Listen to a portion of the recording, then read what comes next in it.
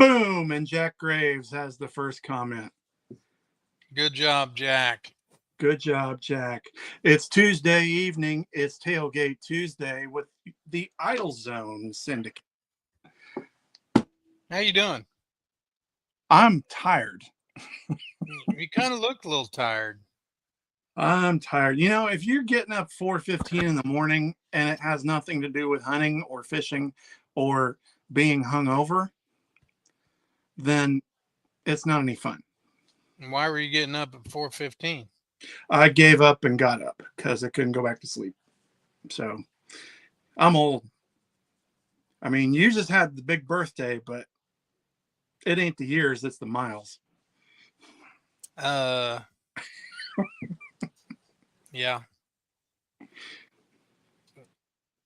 Yeah. Well, Yeah. I feel pretty good today, actually. Good. Yesterday, my back was hurting. I only got like 2 rooms cleaned yesterday, which is not very many. But today I was feeling much better, so I almost got them all done. Sweet. It's a good problem to have. Yeah. Messy rooms. Yeah. We had a good full weekend, or 3 days worth of fullness. Had that big bass tournament down here, and the lake was crazy. Al said they had, I don't know what the final number was, but there was 1,000 pre-registered, and they were expecting another 500 or 600. That's people. You know, they put like 2 or 3 in a boat most times, but that's still like 1,500 people, I guess, were registered for it. Man. Which had to be at least 500 boats, probably more like 600.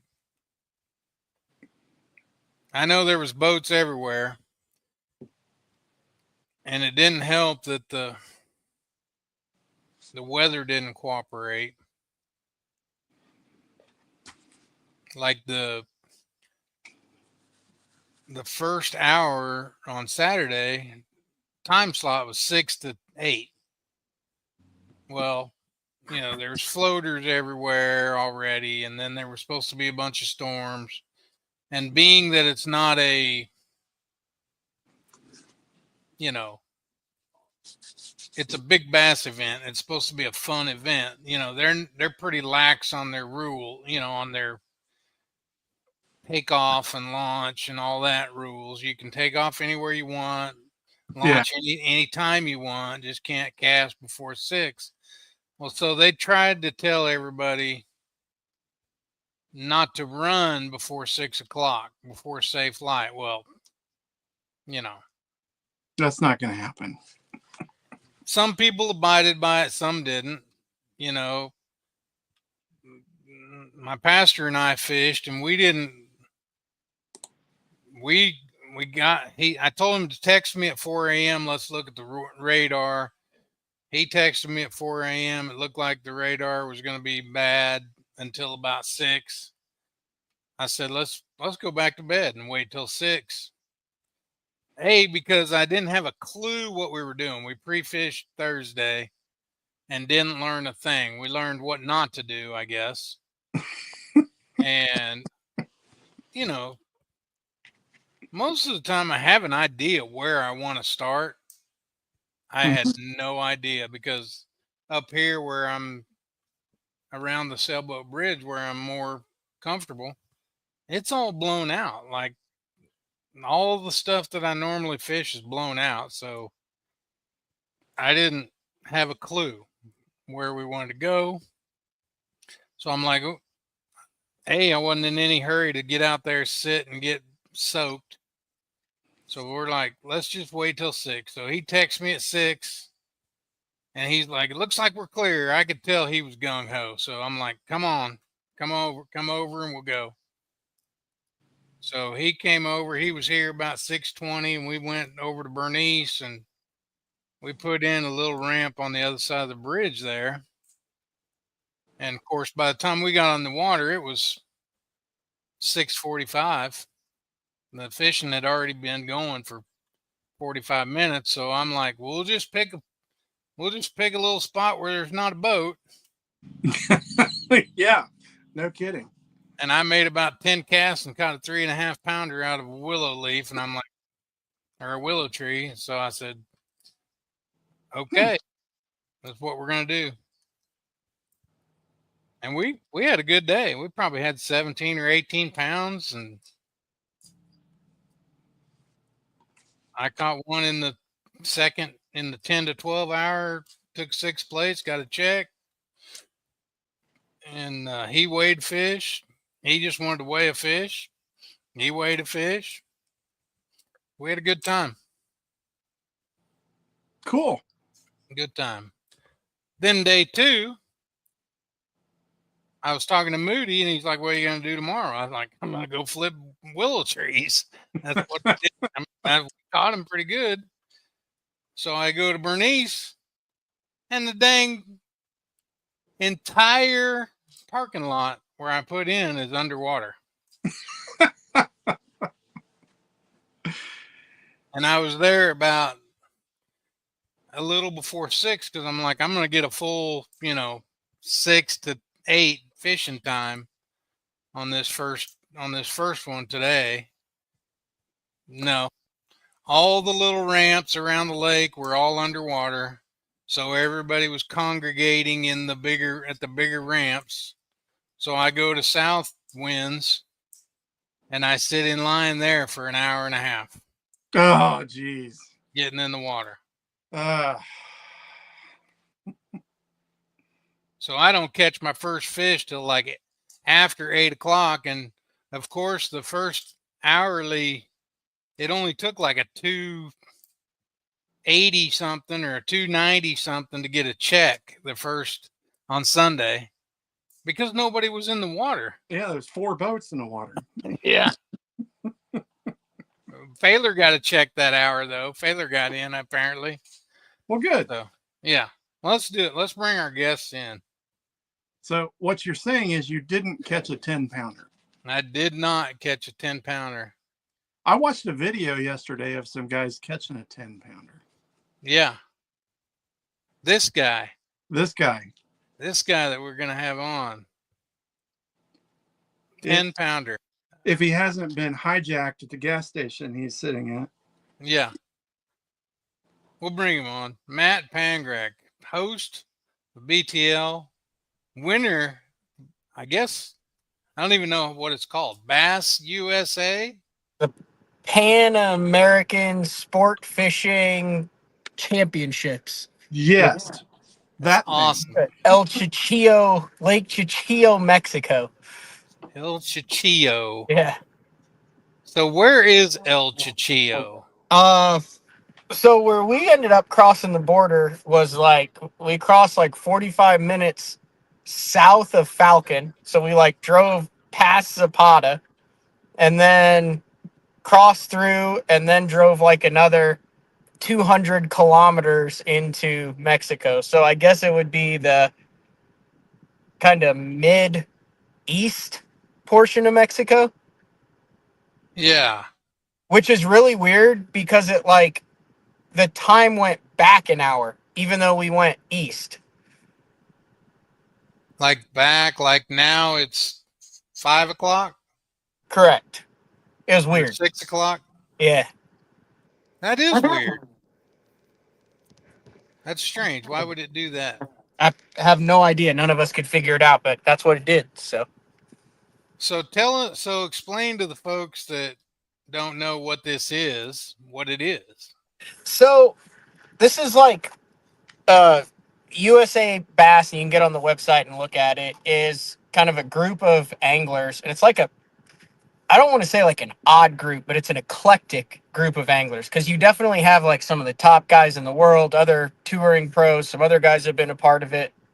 From what I understand, like their ultimate goal is to make fishing an Olympic sport. But there's like the international, I'm gonna get all this wrong and get a call afterwards, but it's like the International Sport Fishing Association, and there's all this. So they fish like worlds and they fish the Pan Am games, and there's different teams from each country that however they decide to put their team together, put the team together, and then they go and compete. Uh, like the Worlds is 3 teams and you fish like with points. The Pan Am games, this was a total weight deal. So, Trey McKinney, Dustin Connell, Scott Martin, Jacob Wheeler, Fred Rabanis, David Fritz, like it's a bunch of the top guys that have gotten in it. But there's no like Ryder Cup qualification for this thing, which, I mean, fortunately, that's how I got on the team. So they had this Pan Am games scheduled for Chichio, and they needed 5 teams to compete. Most of the other teams down there had 8, and USA had 5, meaning all of our scores counted. And there were some guys that dropped last minute that had some issues, and then some other guys that typically are part of it, but they couldn't go because they had tournaments that were going on. And then Andrew Upshaw was on the team, who I roomed with for 5 years in the Opens. The guy he was going to fish with was unable to go. And basically, it got down to where we need a guy who can kind of bass fish, but has a boat that he's willing to take into Mexico in 3 weeks. So I'm like, under no, I didn't really, I was basically the default guy who was like, holy cow, we got Pangrac to take his boat into Mexico, which I mean, I have no qualms about that. I was the last place guy on the team and was in the right place at the right time and was willing to make a poor life decision. But it turned out amazing. I mean, I had to change the insurance on my boat. I had to get Chubb insurance for my truck through Mexico. I had to get 8 or 9 different forms of paperwork. I had to do all of this stuff just to get it across there. We got down there, caravanned it. We spent 7 hours at the border trying to get through. A lot of great people, a lot of people with Team USA Bass who work it. It's just Mexico immigrations and customs doesn't really have their stuff organized, is kind of what I figured out.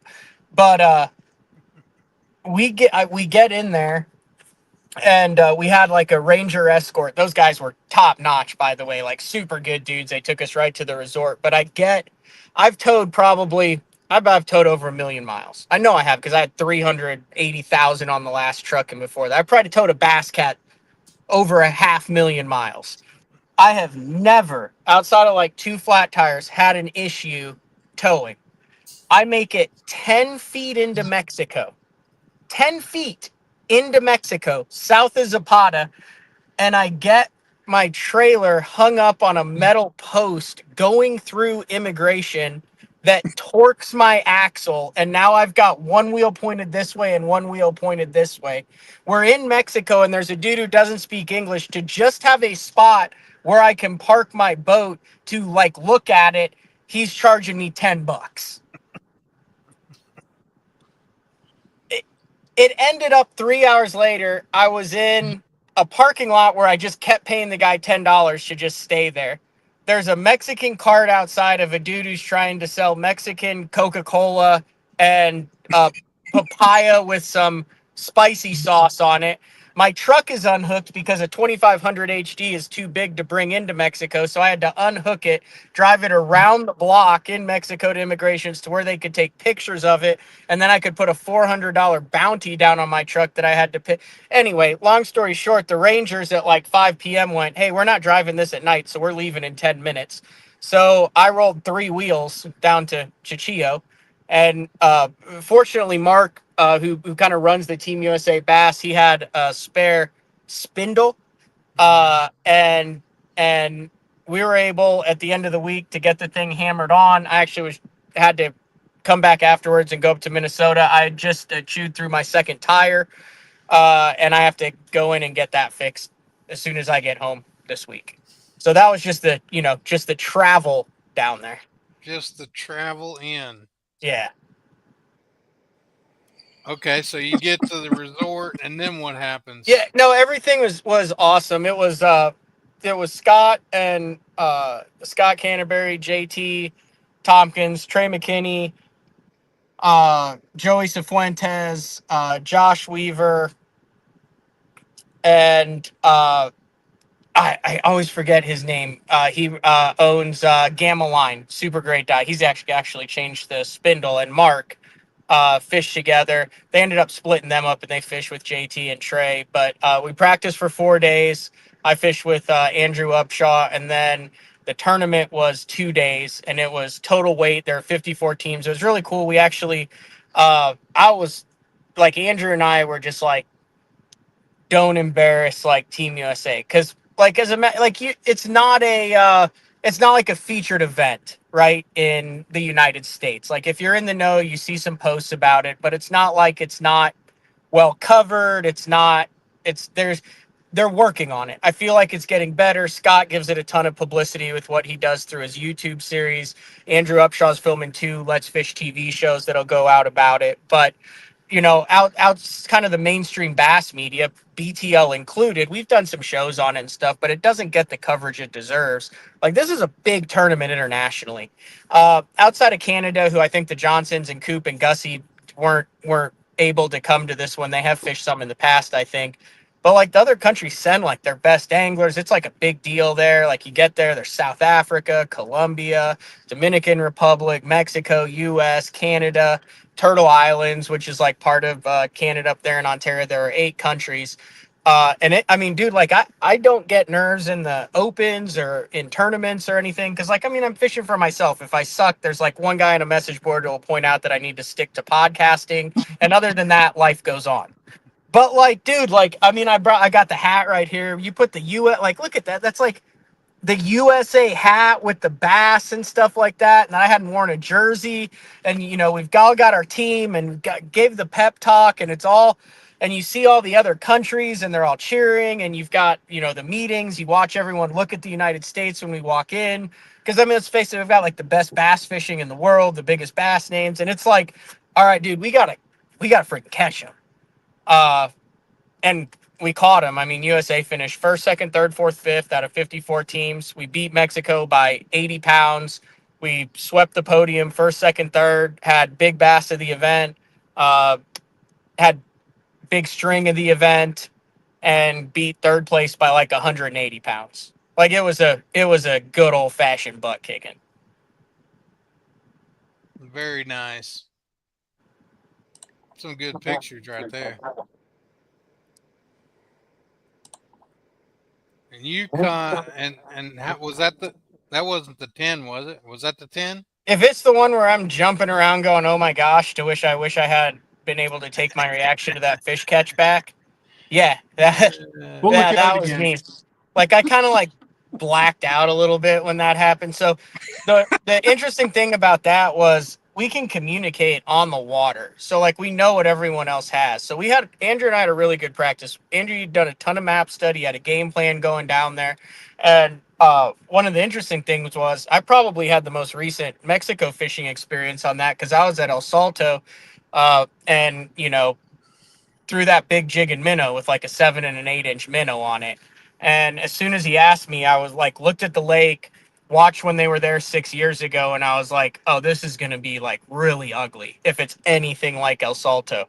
And we got down there, and in the first 2 hours, I think I caught like an 8.5 and was like, okay, this is going to be ugly. But Andrew did he basically like ran my boat the entire time. Like, I'm not ashamed to say that because that's part of what team tournament is.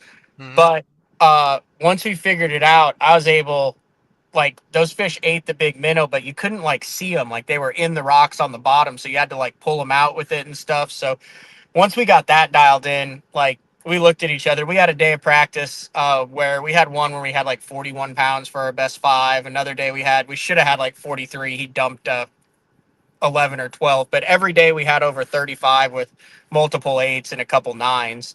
And get 4 to 7 bites over 7 pounds. So we're having meetings every night talking about it and all that. And then like I had that realization, like, what if you just go out and suck after you've been doing all this? So the first day we really struggled. I caught like a 9 with an hour or two left that kind of saved the day to only give us like 31 pounds that day. But the second day, we weighed in a 6.5 and a 7 like earlier in the day because they're trying to turn that lake Chichillo into a trophy lake. So they had like Mexican DNR that like, I mean, you couldn't even hold your fish out of the water. Like the whole weigh-in process, you bring your fish up in a bag. It was in theirs. It was in a tub, and they were doing like no pictures, nothing. They're trying to turn that, I think, into kind of a destination lake. Um, so we weighed those 2 fish in, and then we had 3 in the box. We weighed them in at 11. Our goal was to cull one of them out. So we catch a 6.5 that culls one of the 4. So we've got a 6 and 2 4s. We hadn't even thought about like winning it. We just wanted to hold our own and get USA, make sure USA got the gold. We didn't want to be the weakest link. And we were mid pack out of the 5. Scott had 35 the first day. JT Tompkins had 36 the first day. We had 30. I think Trey McKinney had 29. Like it was dumb. And so we go to this other spot that we'd fished like 3 days or 3 times before on the first day. It's like this tree. There's like a little ledge next to it, just perfect looking stuff. And I was down, and of the big ones we saw, like people think scoping, like, oh, you just cast to them and they eat it. Like you had to work these fish, and they would follow it for 30, 40, 50 feet sometimes before they would commit. Like you had to work it just right, and we'd only get 3 to 5 big bites. So I see this big one up on the ledge, and I fire the big minnow out, and it actually comes up vertical. Like it got real hot on it, and I was like, oh my gosh, like this one's interested in it. And then it followed it and just tracked it. And I told Andrew, if you look at that clip, you can see he's like really looking at my graph, and he didn't like spend the whole tournament looking at the graph. Like it was because I said, dude, come up and look at the size of this one. I said, this is the biggest one that's followed it like all week. And I said, well, it's still right there. And I flipped out, and I like twitched it twice, and it just got heavy. And that's why I said, oh my gosh, I got her. But so it was that combination of like, okay, we finally, like, that was the relief. We had called it out. We had done our job. We weighed in 30 for Team USA. We're going to win gold. Uh, Plus, I mean, it's also a big fish, and that's on a 12-pound test leader and a 7-foot medium action spinning rod. So that's kind of the excitement from that. What that clip doesn't show, after we get it in the net, I rig everything up, stand back up, and catch like a 7.5 2 casts later. Oh, So that gave us our 37-pound bag. God. That's crazy. Mm-hmm. That is crazy. So, I mean, how does this lake compare to like El Salto and? It's a really cool lake. It's very similar in that there's a lot of like smaller schools of fish. So like if you could go out and just pound 75 2 to 3.5 pounders a day if you wanted to, maybe probably 100. But the bigger fish were kind of more loners. This lake had like big gizzard shad in it, which I didn't know. Like you could see like the forked tail sticking out. It also had tilapia, obviously. So those bigger fish were kind of off alone on rock that was like, transition rock with the channel right there.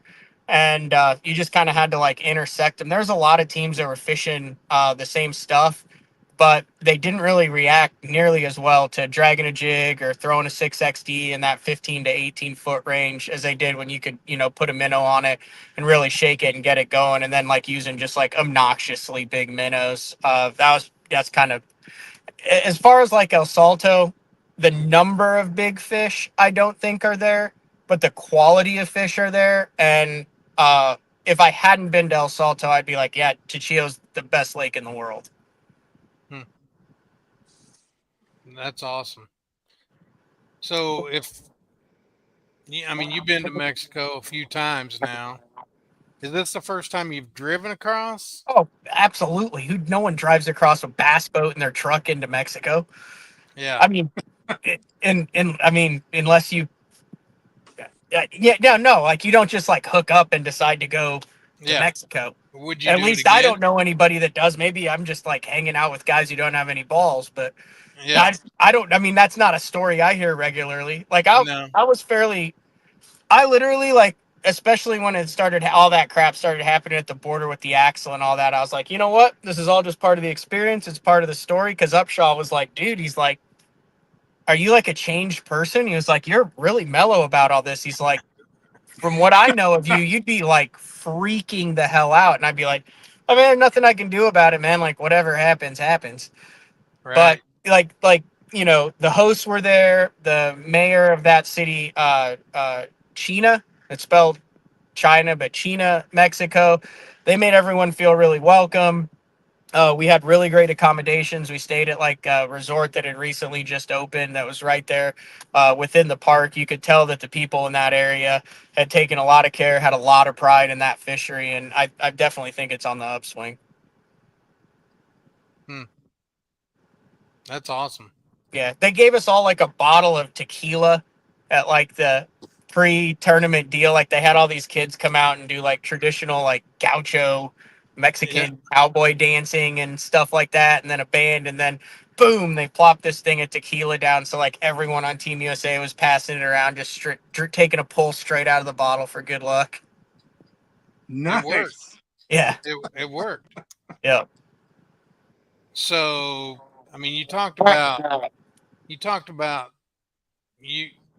I heard you on another podcast talking about how you don't even know how, you were just like the last guy they could think yeah. of or whatever.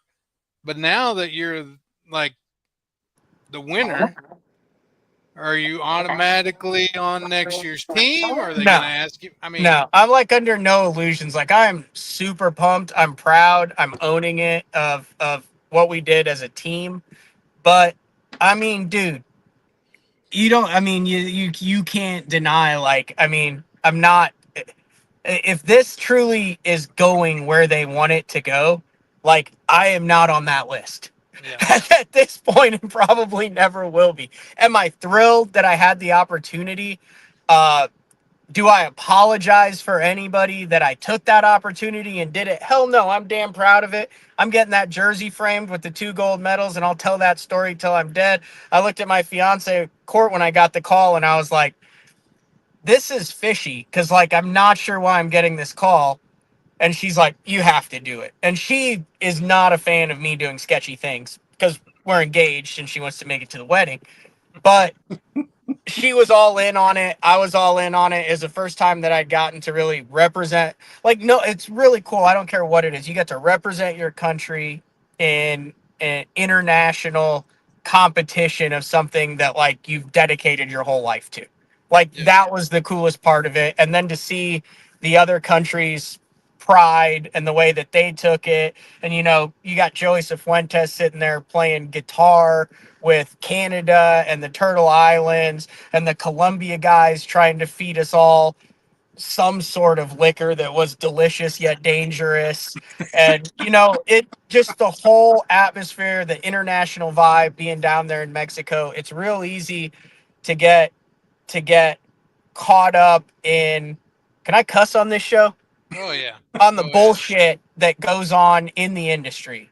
And every once in a while, like that happens in our everyday life. I'm not trying to turn this into something deep, but it's true. And then something happens that kind of brings you back into what's really important.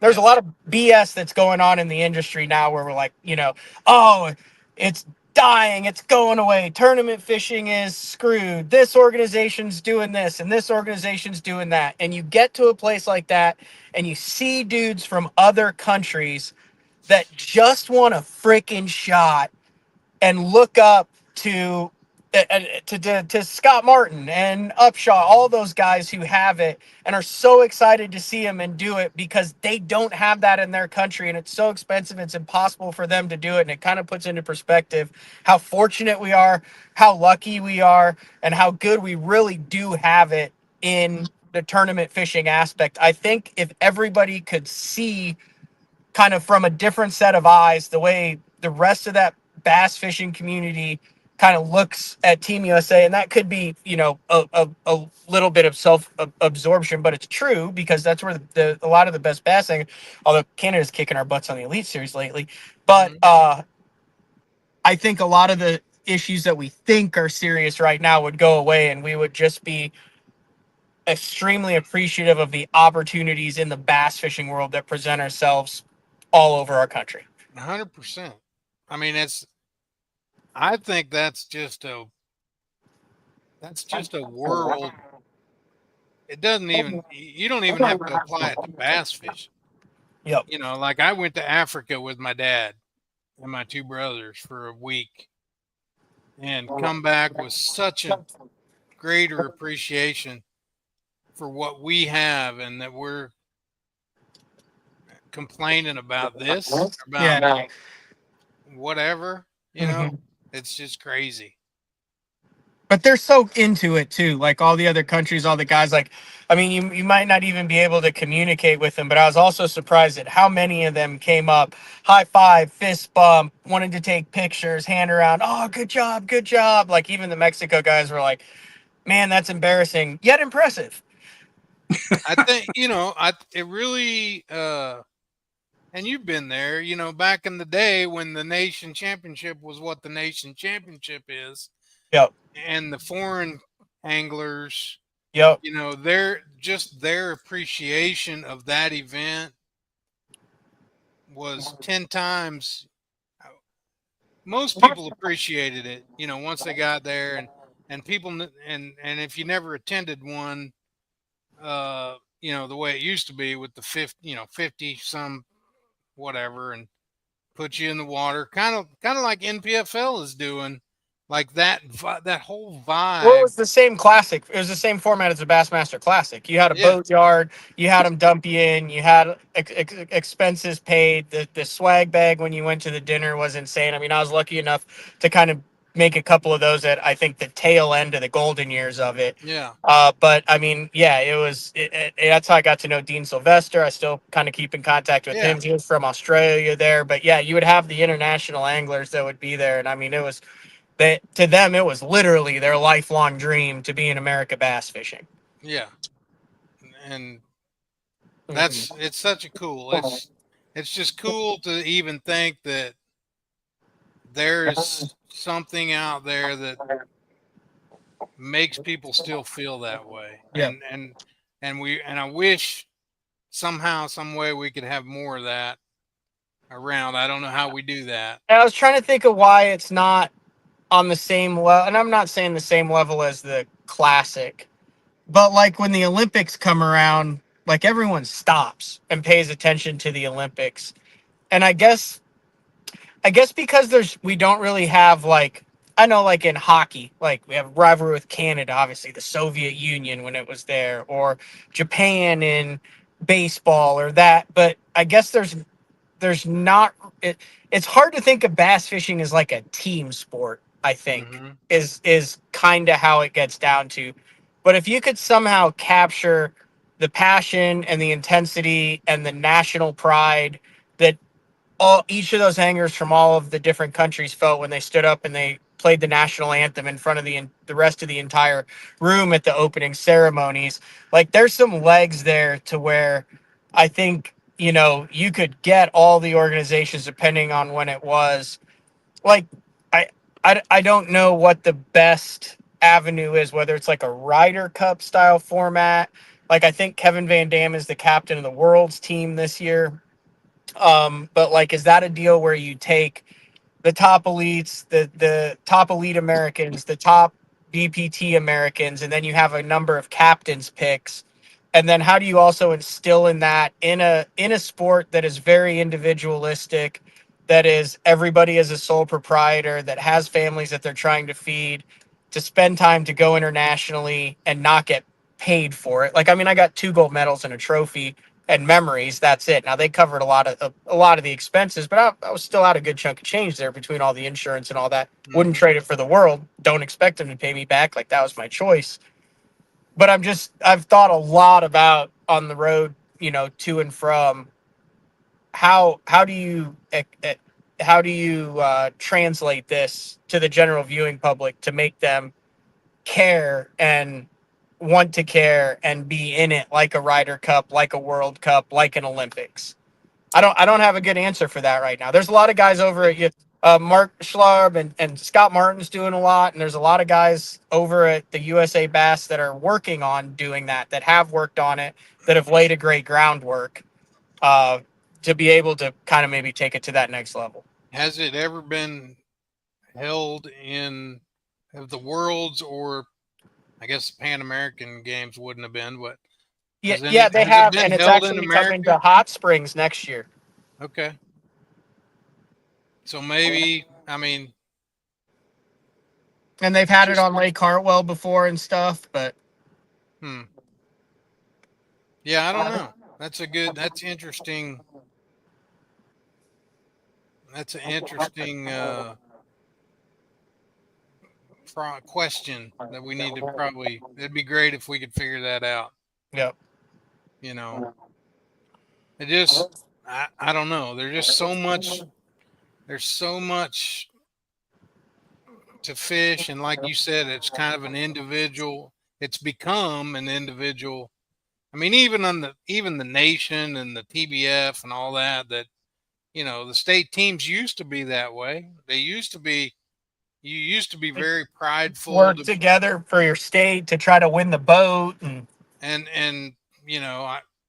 I can't tell you how many guys come across the stage and said that was their dream, just making it on the team, let alone moving it past there. It was a big deal, and not the team every element's so cool. yeah. Like you saw a little bit of it with the MLF team, but when you've got 5 boats that are all communicating, and you're sharing stuff and you're talking about stuff, like, I mean, there's levels of transparency, honestly, but like at the end of the day, like no one was lying to each other, which Because why? yeah, because Because we're there fishing wasn't for any Team money. USA, That's and there was right. no money in it. All right. And to get 5 highly competitive anglers not lying. Now, do I think everyone divulged everything? Hell no.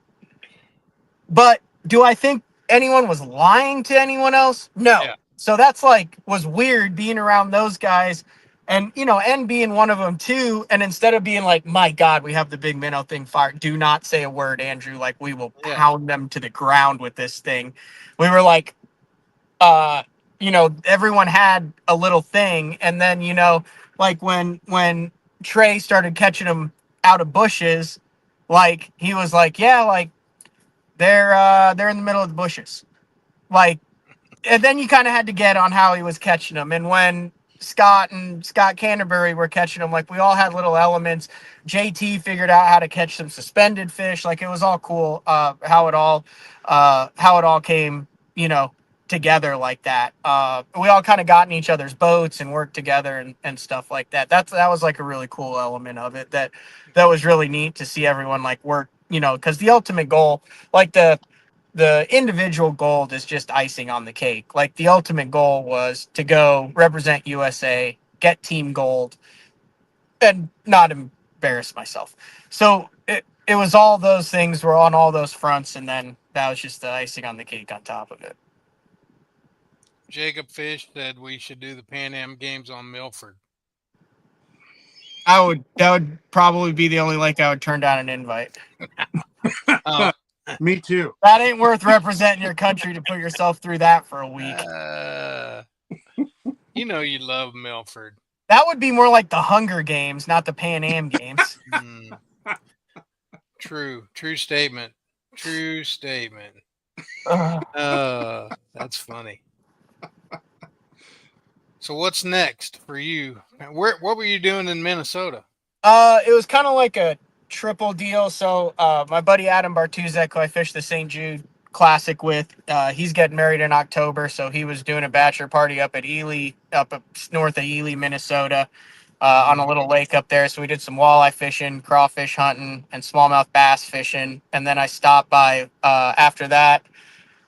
I went to Leech Lake for a day and a half and idled around Leech and 5-footers to pre-practice for the Open that's coming up in August. And then this morning I stopped by Omnia Fishing in the Twin Cities and recorded some stuff with them. So I'm headed home, and then tomorrow I got a show with Blake Caps, who's fishing at 10 Killer. They have an off day. There, and then I'm going to go to the Elite at 10 Killer on Thursday, and then that following week I go to Alaska for 7 days. So busy. Yeah. What do you think about 10 Killer? How's it gonna? It's interesting. It's 6 foot high. They're running 11,000 through it. It's really dirty at the top, still clean at the bottom. You got some weather coming in, overcast. I think everything's going to play. I also think for that Elite Series field, last time they went there, scope wasn't in play very much, when Carl won. Yeah. I think it's going to fish super tiny, but I think that high water maybe gave Jason and Luke Palmer and stuff maybe a day or two where they can run and crack some fish out of the bushes. But as they continue to suck it and that water drops, I think it'll be really interesting to see. Is that going to be a top water deal? Is the glide going to play in the bushes? How long is that flipping bite going to last? If it is, how are those fish going to get split up? And then what are there really hasn't been a high level, like the best in the world, scoping 10 killer brush piles Right. and boulders. So it'll be really interesting when you get a Trey McKinney and an Easton Fothergill and a Dakota E-Bear and those guys out there, and they really freaking go to work on it. If, you're going to see 20-pound bags of smallmouth come in, or is it going to be the guys who have experience on a fishery that small and knows how to piece together 4 days in changing conditions? Yeah. Definitely changing. Yeah. Definitely changing. I mean, I think it's fishing smaller than Grand Lake in the Big Bass Bash, from what I've heard. That's pretty small. Because I think everybody was between Horse and the dam. That's a lot of people. Yeah. I fished that big crappie tournament on Lake Fork called Crappie Fest, and there were 560 in that, and I think 500 of them were all in one section at Fork. Yeah. Like, I mean, I counted like 68 boats within sight, all crappie fishing, and it was just one fish. It was just like that for the Big Bass Bash. Yeah. It was the same thing. You're just like, oh, wow, this is interesting. Mm-hmm. I mean, I stayed in Horse. I can't even imagine what it looked like down by the dam. There had to have been 300 boats down by the dam, because I was in Horse, and really you could fish some areas and not be, cut off or cut somebody off, not be forced to. And there was a lot of fish weighed in at Hammerhead and South Winds, and very few fish weighed in at Wolf Creek. So What was Big Bass? 652 That's good fish. caught in the last 30 minutes. Really? Yeah. Helicopter lure. A guy caught one 622, I think. Like at 6:30, first day one. Oh, that had to just be a heartbreaker. And led the whole. He was counting days. his money. Yeah. What do you get for second? 15. And first was 100. Oh yeah, that's just a kick in the nuts. Yeah. Yeah. It was crazy. It was crazy. Well, Matt, I mean, we appreciate you being on. It's been like almost 45 minutes, and yeah, I appreciate the invite. Know you got to drive, and you're gonna try to make it all the way home. Oh yeah. No, I mean, I'm 5 hours from home. That's nothing. I plugged into Minnesota, and I didn't realize he was doing his bachelor party about as far northeast as you could get into the tip of Minnesota. So I was just thinking, oh, Twin Cities or whatever. So I literally, I've just been going back and forth because I went on a frog hunt in Arkansas between that with Steve Bowman from the. Oh yeah, dude, that was crazy. Like, it was the most awesome high tech. If you got a few minutes, tell us about that. Yeah. So his buddy. And him have been friends since college, and he's got this like hunting deal. It's got like, I didn't understand that Southwest Arkansas, like that corner of it. So like, it's the best of Louisiana, Arkansas, Oklahoma, and Texas combined. So they have like the guns like Texas, the swamps and bayous like Louisiana, like the in like professional rednecks, right? Like, not like, I mean, like guys who like take pride in it. Like it's impressive, like to see what they have. Like this guy had like every deer that the family had shot since like 1971 cataloged in pictures chronologically in his living room. Like that type of stuff, and like knew about Mhm. every single deer. You know, like you walk in and I'm like, what about snakes? And they're like, so that skin, like that rattlesnake was in the doghouse last year. And then we found the 7 babies. And I'm like, what the? And then we get down there and there's gators everywhere. So you got like you got the best of all of it. And then the frog grabbing is so cool. Like you've got a flat bottom boat, you've got this dude who's been doing it for 35 years. So they're, sitting back. And I had Todd Seisner from In Fisherman. Now I worked at Bass Fan for editor of Bass Fan. We bid on this trip and got it for the Bass Fishing Hall of Fame. So they were forced to take us out. Uh, you like hang off the front and he just like power idles you straight into trees and bushes and cypress trees. And literally, there might be like a 4-foot gator right there, and you're just like, boom, and you just grab the frog and then throw it in the basket. So we literally were out there from 10 p.m. to 4 a.m.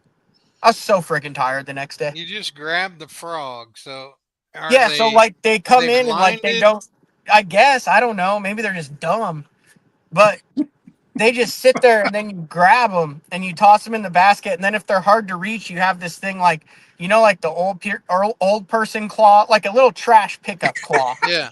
Like, oh, my back. Oh, I Yeah. then dropped it. I'll use that little. And then, like, so there's one of those where, like, if it's in a hard to reach place, you're just like, boom. And then you just, like, snatch them with the Why do claw. Not a why do gig. why do they stay there? I don't know. I mean, that's a great question. You don't blind them with like a floodlight or Yeah, I something? mean, we've got a floodlight on them, but No, they must be blinded. yeah, I guess they just Light, sit there the light. and 'Cause then you grab them and they just go, and you just grab them. yep, Because I've never heard of that. I've heard of the gigging, where you yeah. stab them, and I've heard of the putting a red piece of cloth on a fish hook and No, we grabbed them and then we claw hooked. I don't know what your original question. What was your original question? just tell us about that trip. Oh yeah, that was that trip. It was a good time. How many did you get? We got 29. The goal is next year if they offer if they offer that trip next year, Steven and Tim offer that trip next year. I don't want to be able to afford it. That's a $3,000 trip. Yeah. It's freaking cool. And all the proceeds go to the Hall of Fame. So Yeah. yeah. Awesome. Ken Duke will not be going frog gigging. Did he bid on it? No, he's not a huge Oh. fan of the Hall of Fame. It was a joke. Oh. That's true. Well, I thank you for coming on. Yeah, no, I enjoyed it. Thank you for the opportunity. I Like I guess said, go. anytime I get a chance to talk about USA bass fishing and I'm part of it, I'm gonna take advantage while that's fresh. Absolutely. So Cool deal. Cool deal. Absolutely. And once in a lifetime deal. Like you said, there's no way you could pass that up. nope, not at all. No way. I don't think I would have either, but that's awesome. You can look for it. Let's Fish TV in the next couple weeks. We'll have days 1 and 2 as individual shows, and then Scott Martin on his Scott Martin Challenge YouTube channel will have either a 4 or 5-parter out on the whole thing. Like, I mean, he had 2 cameramen there, the whole drones, multiple cameras in the boat every day, cameramen in the boat. I mean, I have never been around someone who works harder to create content than he does. Everything he does is intentional and with a purpose when it comes to creating content, and he works at it legitimately probably 20 hours a day from the time we get there until the time he's done. So, Yeah, and now since he's not on the Elite Series, he's probably working at it even harder. probably. Which is why he has 8 billion followers. Yep. Yeah. Dude, I will say this, like, those international guys, like what Scott does for bass fishing is wild. Like, I mean, you'd have thought Elvis walked into the room when he walks into a room. Yeah. I mean, he helps grow the sport. Mm-hmm. off the water. I mean, off the water, like on the water. It is crazy. I mean, dude, like grown men reduced to tears, Yeah. like bear hugging him. Oh my gosh, Scott Martin. Hmm. It's wild. That gets back to the whole. They have a different appreciation. Yeah. They And he have. gives him he's giving him an insight. I feel like I'm like cockeyed like this, like I'm sitting like this and I'm gonna watch it. But then when I do that, it No, looks you're good. weird. Where's like You're straight. is that level right there? Yeah. There we go. Yeah. You're good. Okay. Yeah. Yeah. Yeah. They have a whole new just a different appreciation for everything, not just fishing, but I think life in general. Yep. I really do. We're extremely fortunate and we're extremely spoiled. Yes. Agreed. Yes. You know. All right, Matt. I'll let you get back on the road. John, Danny, thanks for the invite. Enjoy the rest of the show. Yep. Be careful. All right. See ya. All right. Peace, brothers. Always a good time, Panger. Yep. And I hate it. I didn't want to interrupt because when he gets going, you just let him go. Yeah. I just wanted to mention, did you see that comment from Ricardo Cruz from the Dominican Republic watching the program this evening? Very cool. Glad to have you. He's probably looking for Go-Go. Probably. Is Go-Go not backstage? I have not seen Go-Go. Well, maybe he couldn't get on. He works nights. Oh, that could be. I mean, he drives. I don't know what his hours are, but he said he was going to try to take lunch a late lunch at this time to come on. So maybe he was unable to, or maybe he will. I don't know. Well, maybe we'll get him on another time. I told him he would like to have Go-Go is exactly what his name says. So he is a go-getter. And so when I asked him if he would like to pop in for a few minutes, because we were going to have somebody from Team USA on, and it'd be kind of neat to have, another team on. He immediately was asking me if he could bring the president of the Dominican organization on and started, and I'm like, whoa, this Wow. it's a second there, Go-Go. We're gonna have to get Crank to make a new theme song, Yeah, so Prestige Worldwide or something. I told him that would be a separate show, that we could maybe have Go-Go and your Dominican guy, your whole, maybe 3 or 4 of your guys could all get on, and you can talk about, what it's like to be on the Dominican team, or I assume he's on the Dominican team. That's what he said last night. That's what I thought he said. But anyway, so That would be cool. yeah, I think. I do think they need to add. I mean, Panger won the thing. They got to make him like the Ryder Cup team captain or something next year. At least if he's not fishing. If he's not fishing, at least, let him be in charge of something. I don't know. Pretty cool. That's pretty cool. It is cool. And it's you're right. What you said earlier about Americans being spoiled. We are very spoiled. Absolutely, we are. I mean that what he said about being on the team. Those guys he named, they would never share that kind of information with each other. Oh, no way. I mean, even Matt probably wouldn't share, him and Andrew wouldn't share how they were catching them with Scott Martin. except that they're not fishing for money. I think that's what made for all those years. In fact, I said this in many a meeting. That's what made the nation and the nation championship so special.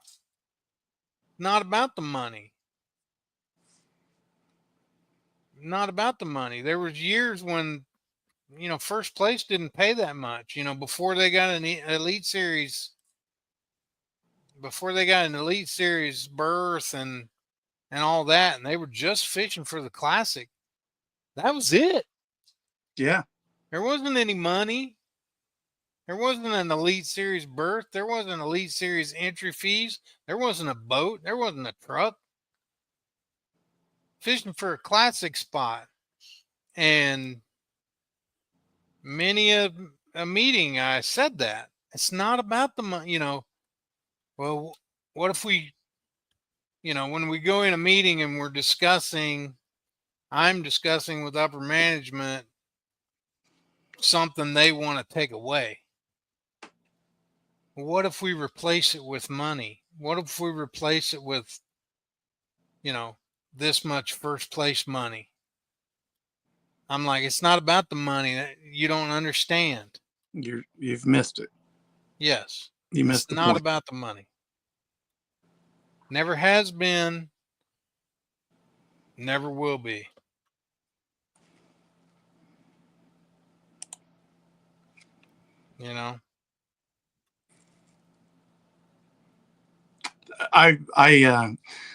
You're talking about the international anglers, and I've only been around 3 times at the BNC. The last one that you did under the old format, and then a couple. Well, I've been around 3 more since then, but not around as many of the international guys as those first 3. And yeah, it's everything. It's the whole world. And and a lot of them have come halfway around the world to do it. Mm-hmm. And a lot of it is those guys would have to be in country sometimes a month before. Yeah. So tremendous sacrifice and investment. Oh, John, the legendary Go-Go. Is he on? Go. How we doing? We're good. Welcome. Glad you could Can join you hear us. me? Can you We hear I can me? hear can. you. We can hear you. Can you Mhm. hear us? Great, wonderful. Yes, I can. What are you doing? Where are you eating? Well, right now is my granddaughter's birthday, so I took her to Friendly's to eat ice cream because she already ate sushi and everything. So I'm taking her to eat ice cream right now. Ice cream. Nice. Good to see Sushi you. ice cream. Yeah. Good to. It's an honor. It's What an honor to see you guys. what what have you been up to? What was that? What have you been doing? Huh. Busy, busy, busy working with all these kids, all these tournaments, and doing what I love to do. You know me, working with the communities. And that's it. And traveling, fishing. You know, with the You team. you do a lot of. I know you do a lot of kids, like little kids tournaments, casting Yeah, competitions. everything. Yeah, seminars, everything. Yeah. Yeah. You do I, one about every weekend, or I did for the whole month. I did one every week, and then one week I did two in one day. One starts at 7 to 10, and the other one starts from 9 to 11. So I'm like back and forth that one day. Then I have another one coming up, an event for the community and just conservation and everything else. So that's at the end of the month, another one. So. and where do you live? You live in New Jersey. I live in New Jersey, but I have a house in Puerto Rico, San Lorenzo, so I fish for the team Puerto Rico, and I live in New Jersey, Clifton, New Jersey, right now. Yeah. So I think that one of the first times we met when we had the I think we had the regional in New Jersey or maybe oh, Delaware. Delaware, yeah, when we won when the flood.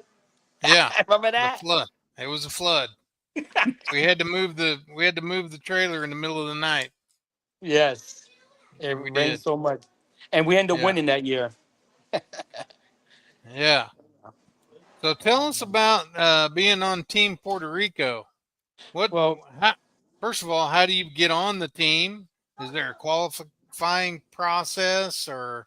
yes. Uh, So what is Puerto Rico Sports Fishing Federation? We have a no, it's a nonprofit. So what happened is we all have to qualify. So let's say, for example, since I live in the United States and I have a house in Puerto Rico, so we had two tournaments. Puerto Rico has a tournament, separate tournament, and then we have a tournament. So for the Pan American World Championship that we're in Mexico, there's 16 people. So 8 came from the United States, like Puerto Ricans that live here in the States, and 8 from Puerto Rico. We combine them together, and that's how we form our team. So for the world, it's the same thing. Like for example, last year, my partner and I, we won have exchange. So I ended up going to Canada and Italy, represent Puerto Rico. But and I said, for example, this year, I'm going to be honest with you, I was an alternate because I didn't do very well. I fell short, like there was no tomorrow. But thank the God, I was able to fish, and I was an alternate, and then one guy backed out, and I was able to fish. so when you go to um, Italy or Canada or Mexico or whatever, uh, does your organization pay for that trip, or is it something you got to pay No, for out of your pocket? no, yeah, it's nonprofit. I had my sponsors help me pay for my stuff for my trip, but we're working on that now. We have a website, Puerto Rican Sports Fishing Federation, and I can send you the link, and then we get donations from other people. Did you So, take a boat but down there to my Mexico? sponsors helped me go. That's No, cool. I didn't. USA brought their boats. USA brought their boats. Canada brought their boats, but I didn't bring my boat. I just used their boats down there.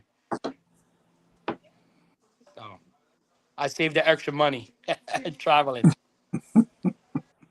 So did I guess we should have asked Matt. So did the U.S. Um, they brought enough boats where the Puerto Rican teams could use boats?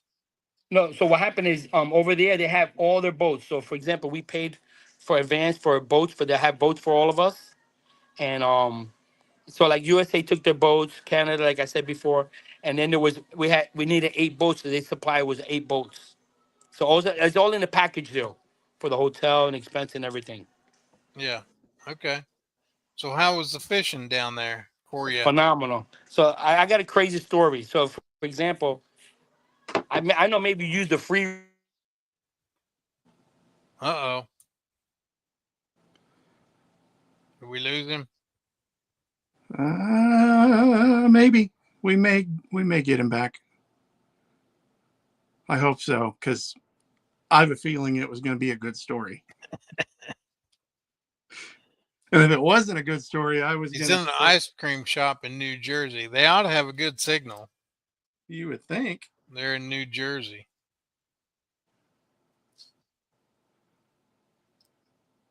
Oh man, I hate it when this happens. Maybe his ice cream came and he just decided to Well, yeah, take a break. What's your sushi and ice cream. went out for sushi, took the daughter out for sushi. Now they're doing ice cream. That's Wow. I know. Hey, there he's back. Okay. I'm we sorry, I don't got know you. what happened. We So got you. what I was saying before, sorry. So I called my sponsor Wicked Weights. I told him I need some weights, some free weights. I took them. I never used it, so they taught me how to use it in 2 days, and that was one of my go-to base, the weights, free weights. I mean, I never did that before. Free rig, phenomenal. I can't wait. I don't even So, know what that is. You're gonna have to for tell real? me. Yeah. Oh, We let don't me. we don't have that in Oklahoma. For real? Well, free rig is it's like a drop shot as a weight that is a ring. So what happened? It's a slide. The weight slides up and down, and you just throw it. So my one sponsor, VCO Bay, he said the guy from Mexico. Oh, birthday! That's for my granddaughter. Oh, happy birthday. Happy birthday to you. Happy birthday from friends. Happy birthday to you. Hey. Thank you. Would you like any salsa? Would you like any salsa Riso? No, I'm good. Good. All right. Sorry about that. You're Okay, enjoy. fine. That's awesome. Look live, you get to see my granddaughter's birthday.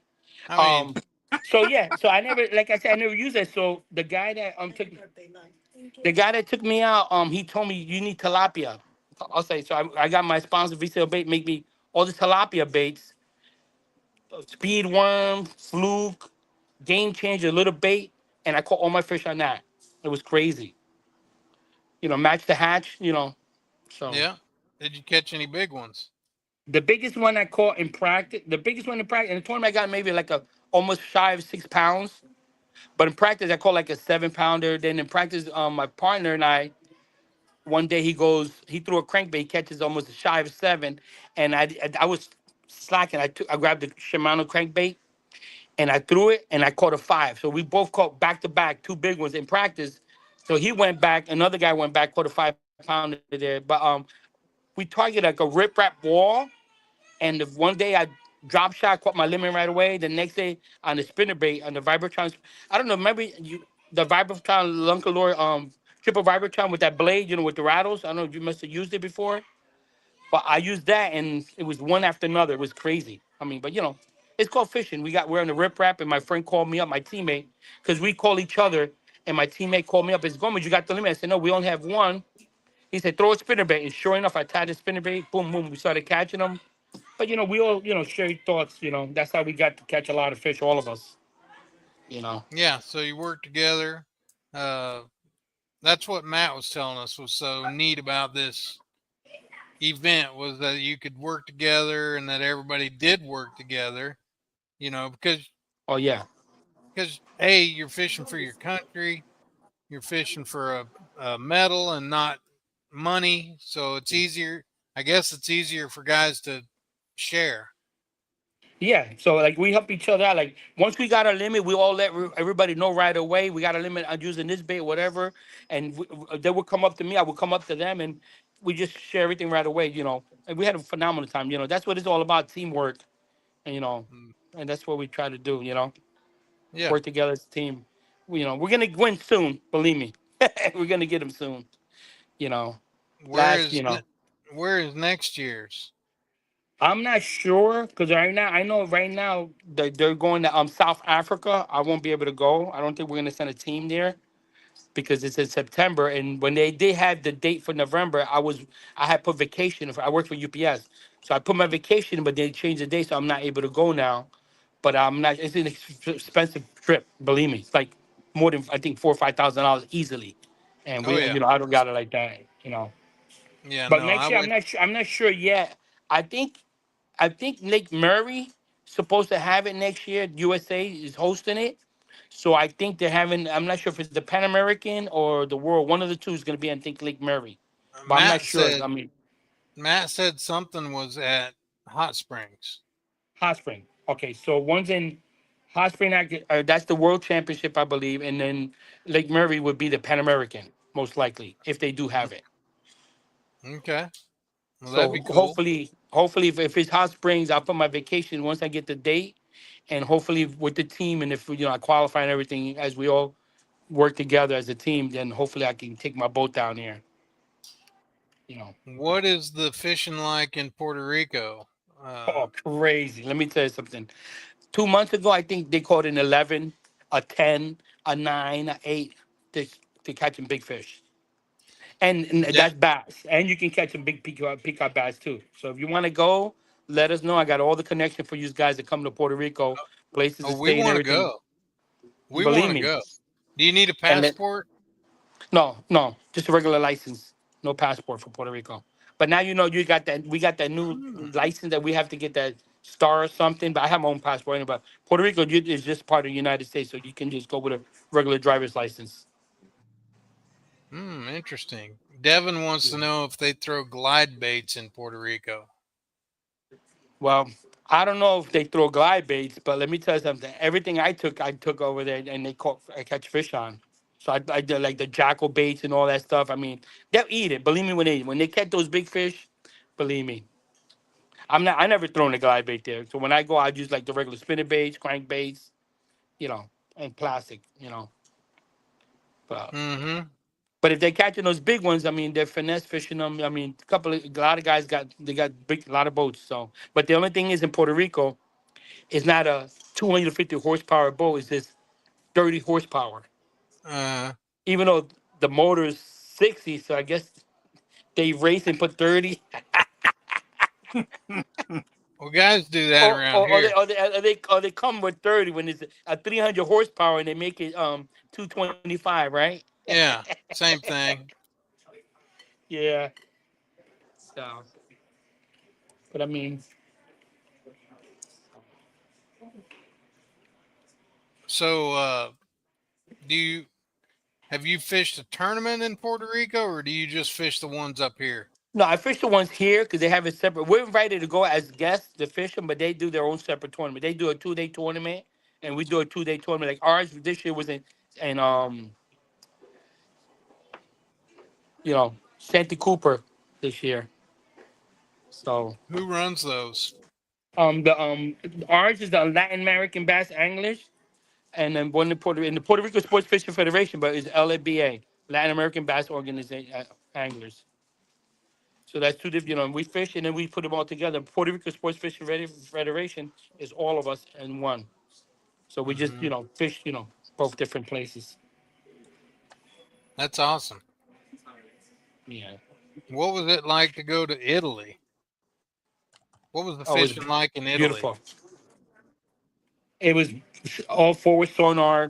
Me and my partner, we took a lunker on the second day. We had like almost a 23-pound sack. But look at USA. USA had what, almost 39 pounds, right? They had the one day. Yeah, USA yeah, in Mexico. Yeah, they yeah. smoked them. But yeah, in Italy it was like it was a chatterbait bite. It was phenomenal. I mean, we go our limit every day, and but we did power fishing. That's how we got the big sack of my partner smoked that big and a chatterbait. Yeah. But it's like forward stone. It was like in a dome, like like a volcano. It was like a volcano, and it's like you're fishing. You can see everybody almost everywhere. But like I said, it was all most of all forward sonar stuff. You know. Was there is the fishing good or what Oh yeah, yeah. You cut a is lot it of. I caught so many fish it was ridiculous. I throw like a game changer, a little bait from VCL Baits. You got to check it out. It's a little bait, and I did different color: blue, green pumpkin, orange belly. So my sponsor makes different color, and even in Puerto Rico and Mexico was a ticket too. I made a tilapia, a little tiny bait like that, and I drop shot one after another. It was unbelievable. So, and we used it in St. Lawrence River. So they made a Gobi one for Champlain and all that. So mm-hmm. next week I'll go to Champlain and Lake George. I'll be throwing that Gobi one. It's a little tiny bait, but I mean, What a are you lot of fishing fish. up what are you Huh? fishing up there? That's gonna be the that one. We got two tournament. We got a tournament in July in Cayuga, 2 day tournament that for New Jersey, and then the one in Champlain in Lake George. That's TBF New York. Two different organizations. Yeah. So How many anglers fish the Latin American bass anglers like our tournament, our club, it varies. Like in Puerto Rico, they had I'm sure how many. This time we didn't have a lot of people, but when we went to Florida, we had like what 15, 20 boats. I'm not sure how a lot of boats. So what happened? We split it. Like they all came over here, Florida, but in Puerto Rico, they had a lot. I'm not sure how many they had, but they have a lot. I mean, everybody comes out. It's like a 2 day event. where are they Right now we. from? Where is everybody from? They're not all from I'm New from I'm from Jersey. I'm from San Lorenzo, Puerto Rico. They're from Fajardo, San Juan, Ponce, Isabela. They're from all over the island. But the ones You that know. fish on the American side, where are they from? They're Oh, not all from New Jersey. yeah, no, New Jersey, Georgia, um, Virginia, Florida, um, in different places. And do you just have one qualifying weekend? Yeah, we have a 2 day tournament, and then we just all go, and we just put it out what date we're gonna have it, and then we all just show up there, and then we let everybody know. But it's open for everybody. It's the Yeah. Latin American side. And they said, but the thing is, like, for example, you can be, I can be, American, Puerto Rican, because I was born here, but if my parents are Puerto Rican, I can come. So, like I say, if you're Mexican and Puerto Rican, you still can fish. As long as one of your family's members is Puerto Rican, you're allowed to fish on a team. Mm-hmm. One of the parents have to be Puerto Rican, so it doesn't matter, what nationality. As long as you have Puerto Rican, then you're allowed to fish the organization. So if I can find some Puerto Rican blood in my bloodlines, if I can do Yeah. Then you can be part of Puerto. You got to come fish with us, and then you got to okay, qualify, and then as long as I'm the not. birth certificate shows one of your grandparents Puerto Rican or something, then you're able Oh, to fish. so the grandparent has to be Puerto Rican. Yeah, one of the parents, mother or dad, one of them. I can't just take like a, what is it? What's that The DNA test? white out, and put the Puerto Rico on, Yeah. or the strip, the strip. Put the strip on it, like when you make a mistake, the office strip. Yeah. No, You know? what's that DNA stuff? Oh, What's it well, I called? can't give you no hair. I can't give you no hair because you know how it looks. So I can't give you no DNA from my hair. So Something 2, 3 and me or something like that. I don't know. Oh, I don't know. Somebody that's, come on, Oh, Devin. You know what I'm talking Devin about. knows. Devin knows all. 23 and 23 me. and me. So if I do a 23 and me test and there's a little bit of Puerto Rican in there, can I come fish? yeah, of course. We'll make it happen. You had, we know. I know you know how to fish, so you just got to come to one of the tournaments, fish Well, per se, I and don't know then about that. it's yeah, John. Believe me, you're a steak. I don't know about I'm that. I'm still learning. And I'm gonna be honest with you. And this is the honest truth. I zero my the first day in the tournament. I ain't gonna lie to you. And I threw everything in Santa Cruz, and I tried. It's called fishing, And Hmm. then the next day I caught one, and it is what it is. But luckily we had the alternate, so I was able to participate and go. But let me tell you something. If not, I would have never been fishing for You Mexico this year. you didn't But you didn't you didn't have one of your buddies break the guy's legs or something so you could go, did you? no, no, no, no. I think they called out sick or whatever. But when they told me, I was, you don't know how happy I was. I mean, that's what it's all about. Teamwork and some, it's an expense. You got to understand, it's very expensive to travel and everything else. If you don't got sponsors Yeah. paying for it, and that's, I have my sponsors pay for it. And like I said, lucky, you know, I got a good team. My teammates are very phenomenal, and and we all look out for each other. We if we have to chip in, we chip in, and that's what it's all about. Team Puerto Rico. Yeah. We Well, all make it happen. Devin wants to know if they use forward facing sonar in Puerto Rico. Yes, there's some. Yeah, they have them. These guys got some nice So boats they hooked up. so let me get this straight. They have aluminum boats with 30 No, horsepower. they got lungs. They got trackers. They got some small I think a small Triton they have there. They have different boats, And but a lot of them. forward A lot facing of there's a lot sonar more. that There's more costs more trackers. A than the lot more motor. trackers. Huh? And forward facing sonar that costs more than the motor. Yeah, I bet it does. Right? They got power poles. They have power poles too. Some guys. You know, they got some That's good awesome. boats. Yeah, that's awesome. That's cool. And you got, whenever you guys ready, believe me, we'll set it up. They'll be gladly to take these guys out. I Like wouldn't transit, mind. I wouldn't mind going to that. like I said, So the doors are open. what Whenever kind of you get a ice chance. cream are we? What kind of ice cream are we having? Well, her ice cream is almost gone. I turned to look at it, and I'm like, it's almost gone. Okay, everything's good. God bless my granddaughter. She just turned 11. Her brother is just 14, right? He just turned 15. He's 6'3". 6'3". My grandson. Wow, His dad is 6'9". He plays basketball overseas, and she just turned 11. that's pretty good size. Yeah. Now his shoes, Pretty I good think is size. 14. I think his shoes are 14 and a half, something like that now. What? That's crazy. Yes, believe me when I tell you. Let's get back to the ice cream. Yeah. We What's got to see. everybody's favorite? Well, mine is cookie and Which cream. Mine cookies is and cookie cream? and cream. Okay. Danny, you have a Oh, favorite? anything chocolate. Just plain chocolate? Has to be chocolate. Chocolate Okay. chip. And you, John? I kind of go in between, like just either a plain chocolate or Excuse me. like a vanilla with like Snickers in it or something.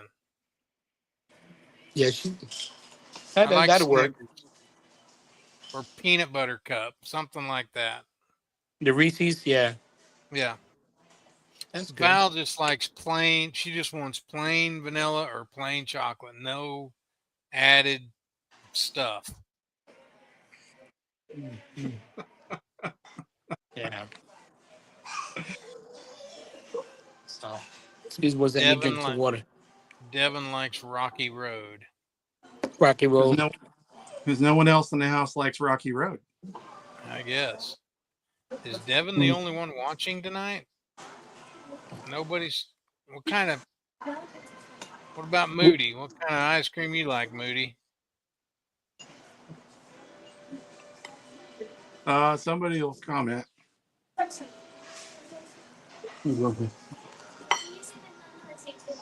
Huh.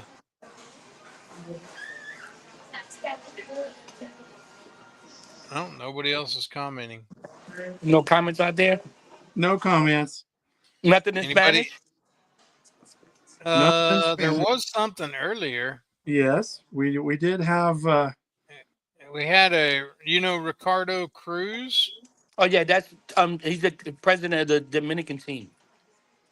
Can you see the comments? No, I don't see anything. Why is that? Because he's Well, typing in. on your phone, you probably won't see the comments. No, I didn't see any. I don't see anything. Yeah, he's the president of Saludos. the Dominican. He's the president of the Dominican team. It says Saludos desde República Dominicana. Yeah, What's that? he's letting you know he's from Dominican Republic, saying hi to everybody. He speaks English too. That's why it's in English right after it's. Hello from Dominican Republic. Yeah. I guess that's what that says. Yeah. You're too worried about ice cream. Mine's over here.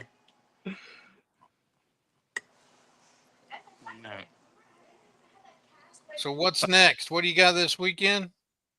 Well, this weekend, my granddaughter, we're taking her to a pool for her birthday also, and then Sunday, Father's Day. Happy Yeah. Father's Day to all you guys out there, Mm-hmm. and for those who are rest in peace to our fathers that are in heaven, in the Lord, and that's it. And then go fishing this weekend, plan to go out for a little bit. Thing is, I got to check my schedule. I'm not sure if I'm working Sunday, so I got to see my schedule when it comes up. That's the only bad thing about I UPS. thought you were working tonight. Did you Yeah, I get took a off? half a day because it was my granddaughter. She wanted me to go eat with her, and family's first. So Good they went to job. eat sushi. She went to eat sushi. So I don't eat sushi. So they took her to eat that, and then I picked her up, and then I brought her to eat ice cream right here. And then at the You same don't time, you don't eat sushi? You don't even eat like California roll or something like that? no, I don't eat. I eat different clams and different things, but that sushi stuff. No, I'm not into all that stuff. Hmm. I gotta make sure You, it's cooked.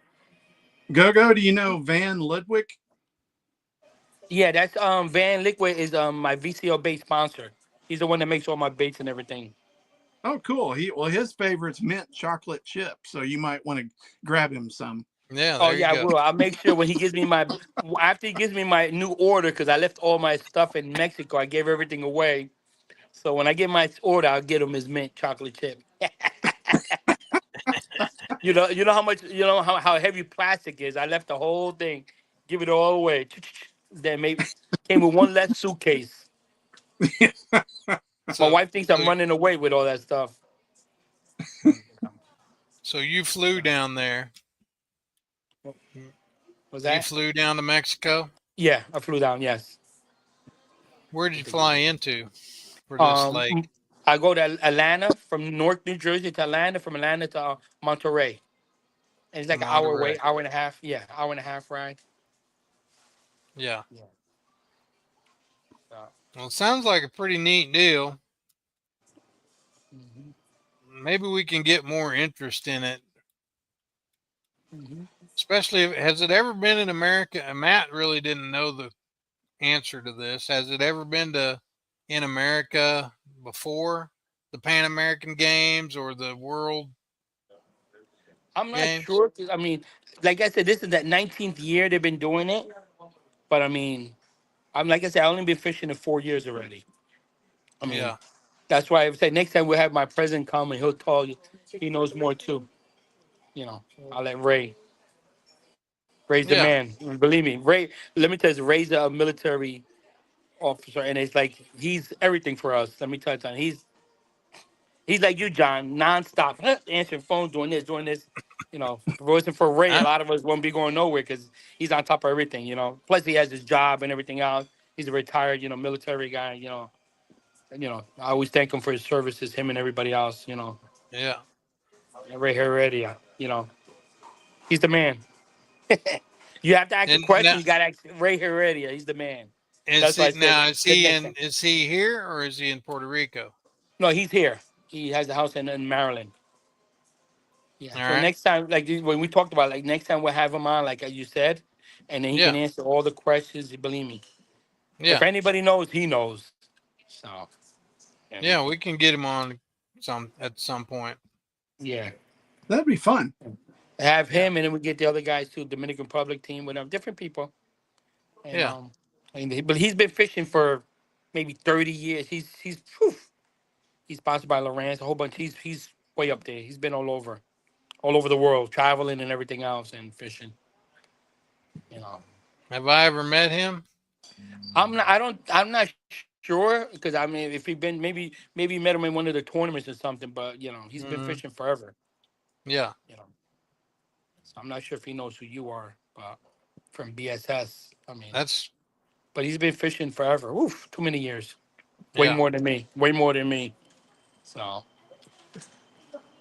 What else? What else you got? You got anything you want to talk about? Anything no, you want to say? no. I would like to thank for having me. I appreciate a million.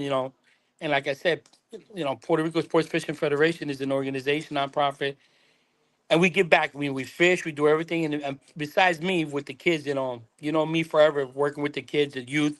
I don't stop.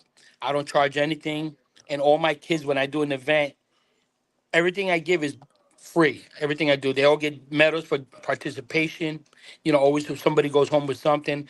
But the best thing about Go Go Gomes for Kids and Family, bringing this up, that all the organizations, New Jersey, New York, ABA, all my friends, all my sponsors, they give me a whole bunch of stuff. And what I do, I give it out to all the inner city kids, and they all go home with stuff. You know what I'm trying to say? So I be packages, and that's what it's all about, giving. You know, Yep. and I'm blessed. Thank the Lord that I'm still who I am. That you met me so many years ago, and and that's it. And I don't like I said, I don't charge nothing because it's about the kids. And we take them Yep. off the computer. And that's it. And Where can somebody follow what you're doing? well, I You have my got social webpage. media? Yeah, I have Instagram, social media. I'll give you the card and everything, but gogogomezfishing.com is my webpage. And then Facebook's Antonio Gomez. And then you see, and that's it. You can find me there. And then I post everything all the time on Facebook, all the events. And then when you go to Go Gomez Fishing, and then one of my link, it tells you what's the next activity I'm doing or what I've done. You can follow me and everything else there. GoGoGomezFishing.com. Yes, that's my webpage. And it has everything there. What wins by tournament, next tournament, what's coming up, you know. And there's We'll the have other our thing, like there's so substitute. many kids. Yeah, then you can give me your stuff. We can post it too. What happened? There's so many kids event, but it's like my priority now is my family because Yep. after my heart, I had 3 knee surgeries and a heart attack. If it wasn't for my grandson that saved my life, just to make a long story short, he was 3 years old. I caught a heart attack in my bedroom, And when I hold my chest, he ran out the room and told my wife, "Grandma, Grandma, Grandpa." But thank the Lord, I'm here to talk about that. And now anything is when it comes down to my grandkids and everything, it's for them, you know. And that's what it's about. Family is always first, you know. So Absolutely. that's very important. So I thank the Absolutely. Lord. I'm here today. I'm here today talking to all of you because of my grandson. You Yep. know, and he knew what to do. Hmm. So, and he's not like this, like everybody else, you know. There we So, go. There we Our substitute producer has posted your yeah, face that peacock, that's a peacock bass I caught on the sprinter bait. That's my personal best, one of them. in Puerto Rico. Yeah, in Puerto Rico, yes. How big of a peacock bass can a guy catch in Puerto Rico? I'm not sure. I know they got 5, 6 pounders, maybe Hmm. more. I'm not sure, but I mean, I only caught like that. That was like 2.5, 3 pounder. But they got some big ones there, Yeah. you know. Well, Go, we appreciate you coming on, especially in Yeah. your, and we appreciate your granddaughter letting you come on. Mila's her name. Mila, wants to say hi. She doesn't want to say hi. Well, how come? Well, There's, happy birthday anyway. yeah. Happy You say happy birthday birthday. from. Thank you. Just say thank you. You're welcome. All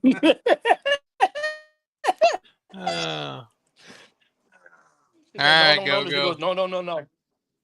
We're gonna Okay, let you thank you very go. much. hmm God bless Appreciate you you all. coming We'll talk on. again. All right, Thanks a sounds million. God good. bless Great. you. Thanks for everything. Bye. God bless. Thank Thank you. you. Holy cow, I'm glad he showed up. Fun dude. Yeah, he's a good dude.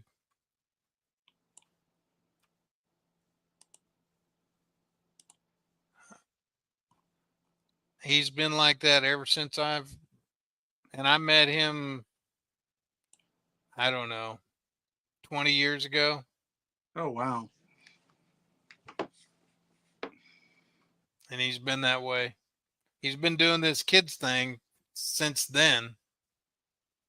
He was the New Jersey youth director when I first met him. And then after, he just never stopped doing the youth thing, even though he's not, I don't think he's the youth director anymore. Maybe he is.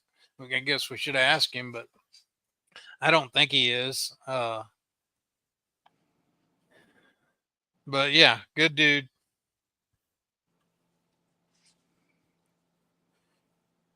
Fun. This has been a pleasant surprise this evening. Yeah. Little different perspective on some things. That's cool. Yep.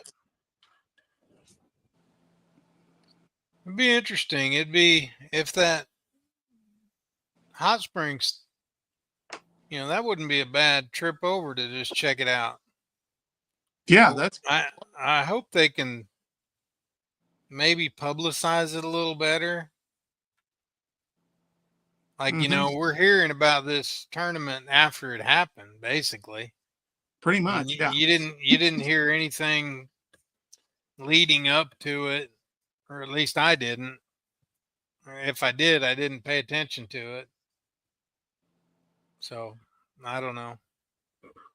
I literally think the first thing I heard of was after the first day. Yeah. Well, and it was because I think Andrew Upshaw had posted something and tagged Panger to it, and that's how I saw it.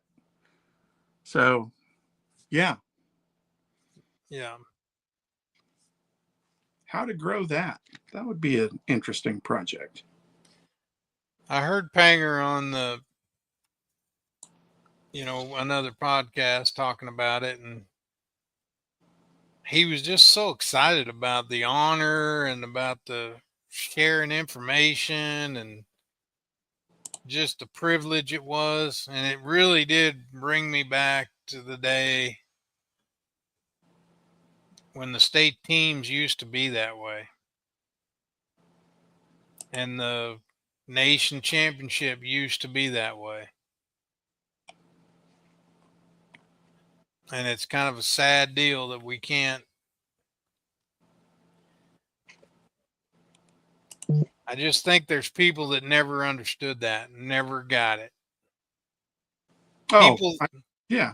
people that never attended one, people that never made a championship or never made a state team. But the people that did make a state team or make a championship just wanted to do it again. Mm-hmm.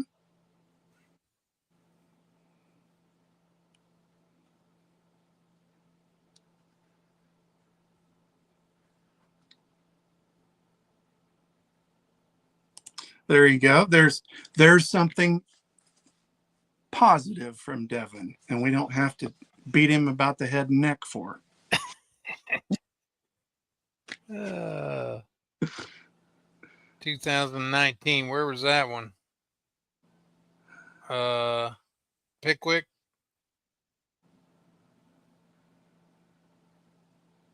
Was it Pickwick? I think so. Hartwell. Hartwell.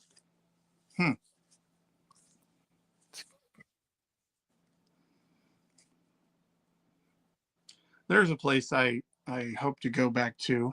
2020.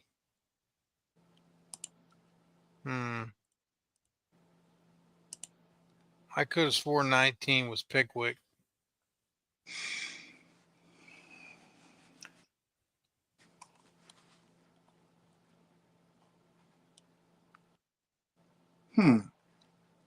I'll tell you right shortly.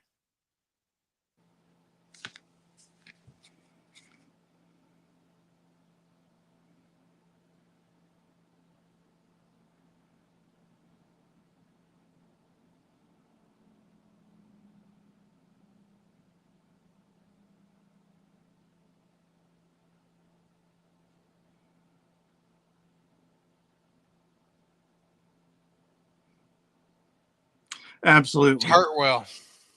Hartwell. There you go. 2020 must have been Pickwick.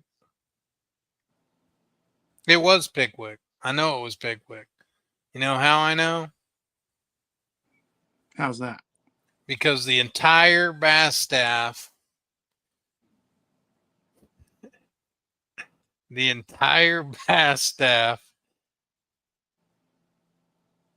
the majority of the bass staff contracted COVID. Oh my. After all of us singing karaoke in a bar after the final night of the event. Mm-hmm. Slobbering all over a microphone up there. They didn't have enough tequila. Apparently not.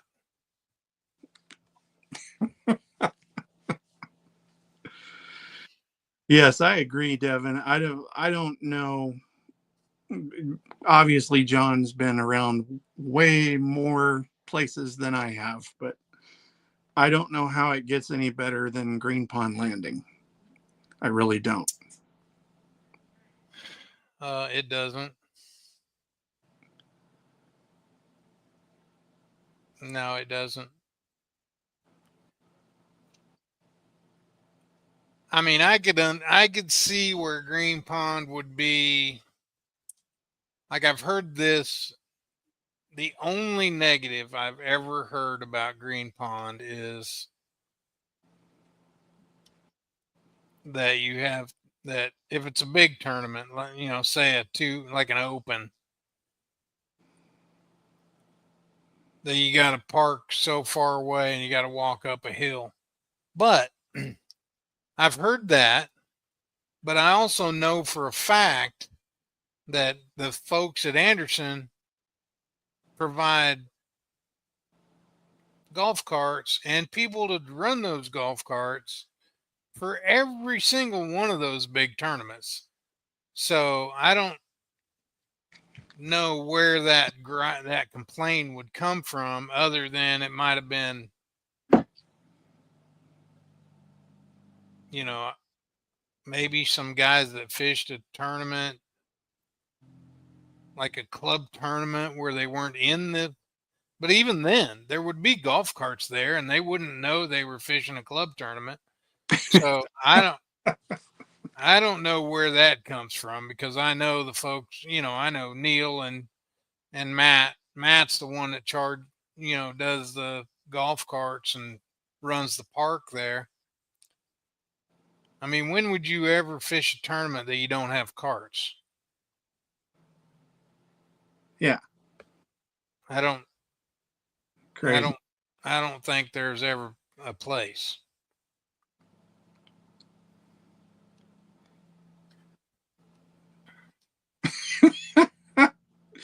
So Devin fished with, is it Yusti? Is that how you say it? From South Africa, and he was here for 2 months. That's Justy. Justy and Justy Varkvisser. And the guys from Zimbabwe went to Vegas the week before the tournament and lost their credit card. Yeah. Justy Varkvisser. Really? Is that really his name? Varkvisser, yeah. Varkvisser. Okay.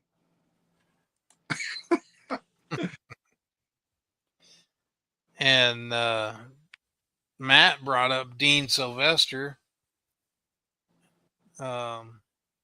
He's from Australia, and he used to bring me Australian cookies every tournament, like a bunch of Australian cookies. Were they made out of kangaroo or what? I don't know what they were made out of, but they were good.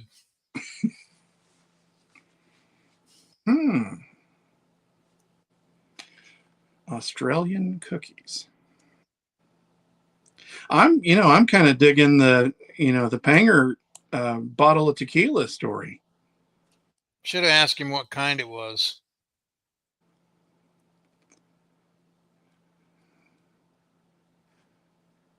Because I know the Mexican guys used to bring that too when they came to the nation championship. One of those dudes, he'd been there 2 or 3 times, and he brought the entire, like everybody on the staff, a bottle. Oh, not wow. not just like me or Hank. He brought us all like a bottle of Don Julio. Mm-hmm. Was what he would always bring. Good and good for you. Yeah. What are you doing for Father's Day? What am I doing for Father's Day? I'm going to fish ABA Saturday at Bone Creek. I don't know. I'm singing at church Sunday, so probably go out to lunch, I'm guessing.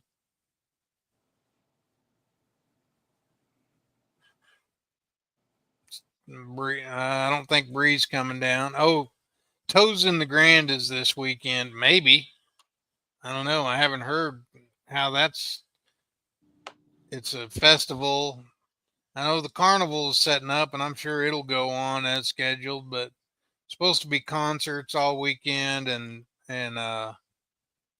boat races. The little mini hydroplane boat races are supposed to be, but I don't know. The lake's in bad shape. Looked like it. I was flipping around. Although they are pulling it now, finally. I just noticed, for the last 3 days or 4 days, it's been coming in a lot more than going out, so they haven't really been pulling it. But I just noticed a little bit ago. Let's see what it's saying now.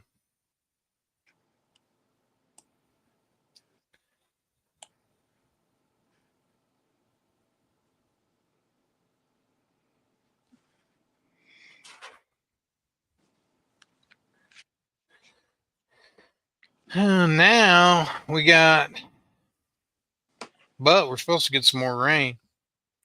36,000 coming in and 58 going out. So they are pulling it now. I mean, it was 750. It was almost 752 this morning. 757 is the top of the dam.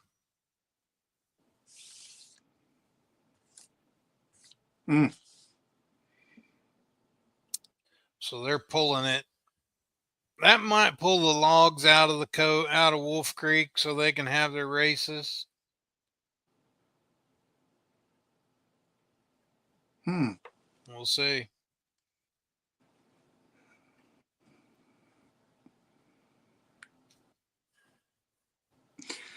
Yeah. I think everything in Oklahoma is flooded. Yeah.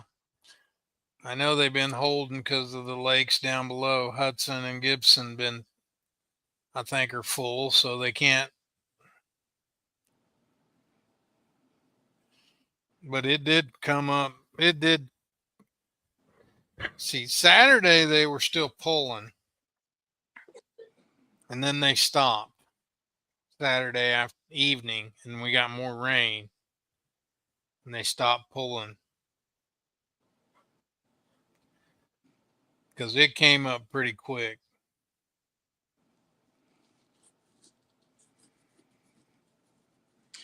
Oh, I was looking around this afternoon, and one of the BFL groups I'm in or something, follow something, I don't know. They were having a discussion about the ditch this weekend. I guess BFL's at Muskogee Saturday, and it's running high, obviously, and Keystone's like 17 feet high, and Cause even higher, and everything's high. Everything's high. Even Missouri, Stockton and Table Rock, and we had some folks staying here from Bull Shoals. They said Bull Shoals, they live on the lake. They said Bull Shoals was like 40 feet high. Wow. Because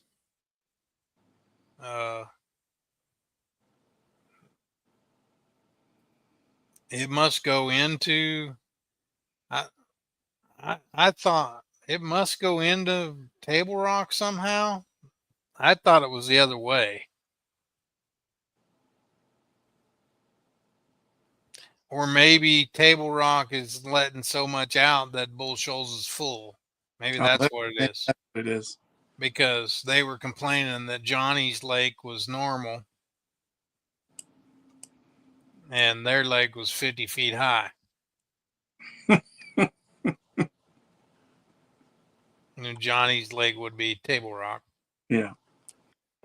Johnny.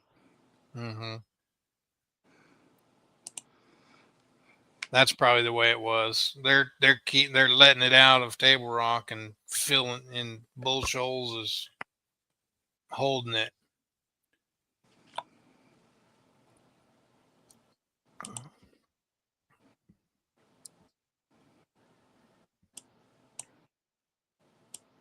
Yeah.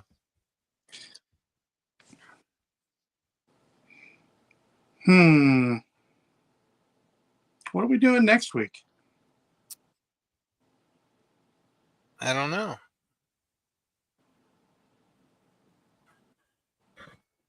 You said you were locked out of your fantasy fishing. Oh yeah. Did you ever get back in? No. I have to create a new account. So done for the year.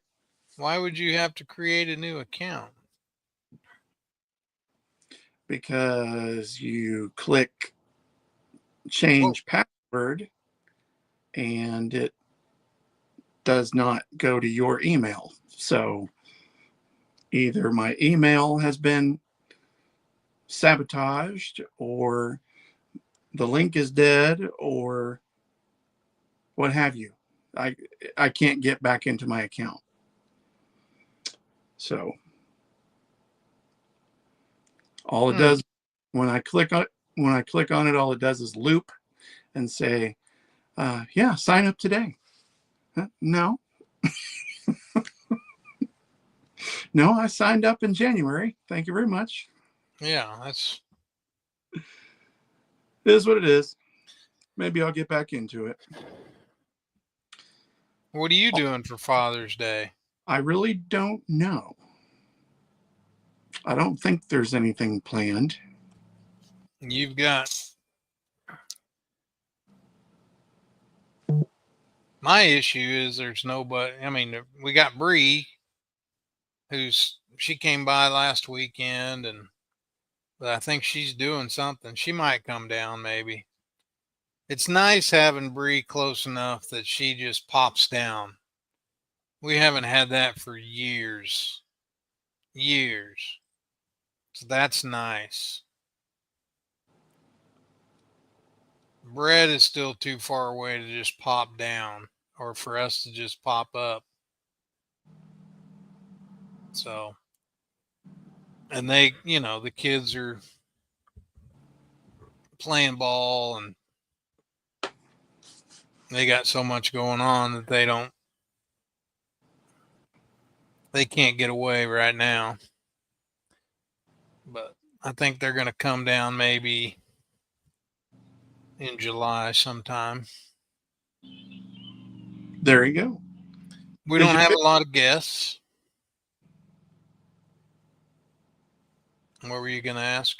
Did you figure out what you're doing for the granddaughter trip challenge? I did not. Dealy. Did not. I still would love to go to Minnesota for a few days, but I just don't know if I can pull it off. Yeah. I was going to ask Pangrac about it because he had mentioned he went to Ely, and I don't know if you know where Ely is, but it's about, he mentioned it. It's about as far up as you can go without being in Canada. Mm-hmm. On the northeastern corner of Minnesota. Lake Vermilion is up there, and we've had I ran a couple regionals up there, or divisionals, but he was talking about on his podcast, I think last week, that he saw they have a tournament circuit up there. I think it's called Champions Tour, and it's individual. You pay. It's kind of like MLF. You pay an entry fee, and you have an observer, I guess, weighing the fish. I don't know if they have different days or if everybody fishes the same day or whatever, if they have a cut. I don't know how it all works. But anyway, he was talking about the champion or the final day, or maybe it wasn't the final day, but it was a day in this tournament where the winner, must have been the final day because he said the winner. The winner, and they can't, it's every fish counts deal. So the winner had, in an 8-hour tournament, had 298 pounds. Wow. And the second was like 268 pounds. Holy cow. Oh man. And he was spouting off, statistics like the average fish was 2 3/4 pounds. The guy had to catch a fish every 3 minutes. That's catch, get him off, get him weighed, retie or rebait, make a few casts, catch another one all day long. Man, That would be awesome. that would be a good time. Yeah. You would be so sore the next day, and it'd be awesome. Yeah. I mean, you hear people say, "Yeah, we caught 100 fish today." Did they really catch 100 fish? This guy did. He caught 120 fish or something like that. Wow.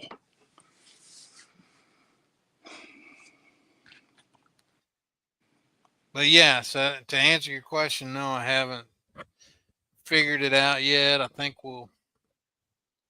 the other thing is probably going to be in August, like the first week of August.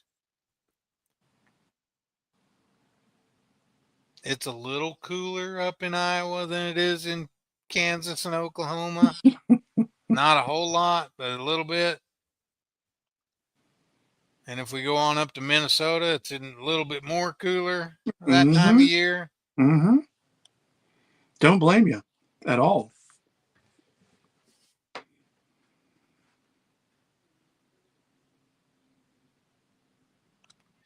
But the other thing we need to think about, and we probably need to, what's the weather in Wisconsin at the end of October?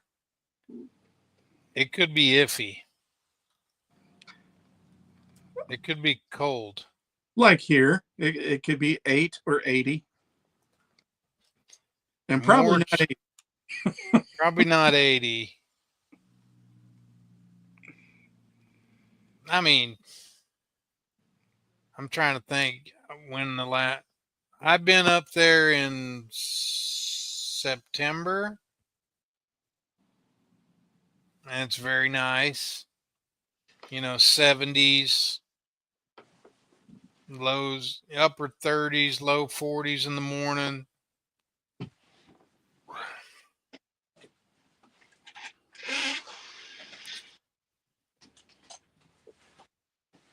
Probably about the same. He says, "What's the weather in Oklahoma third week of November?" Probably about the same as the end of October for Wisconsin. It could be good, could be bad.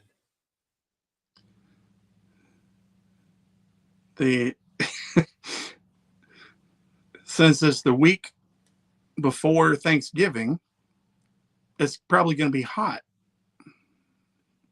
Yeah, probably.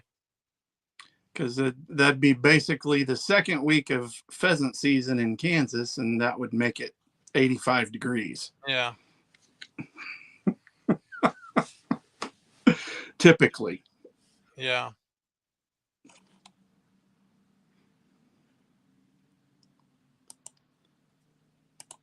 I don't know.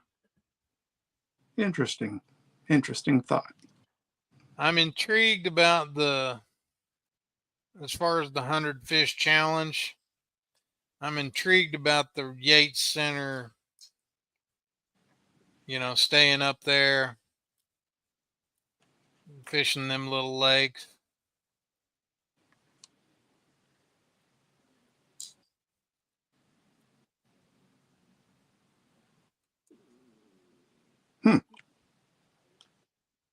It's intriguing to me.